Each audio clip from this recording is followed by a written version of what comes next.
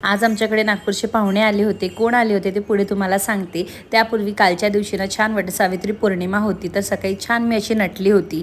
त्यानंतर कृषिकाला घेऊन पूजा करायला गेली. छान अशी पूजा करून घेतली. खरं तर हा फेस्टिवल माझा सगळ्यात फेवरेट आहे, कारण हा स्पेशली माझ्या प्रीतमसाठी असतो. चला तर इथे छान असे माझे काही फोटोज आणि व्हिडिओज आहेत, ते सुद्धा तुमच्याशी शेअर करते आहे. व्हिडिओ पोस्ट करायला थोडा उशीरच झाला आहे, पण फॉर शुअर तुम्हाला हा व्हिडिओ आवडणार आहे.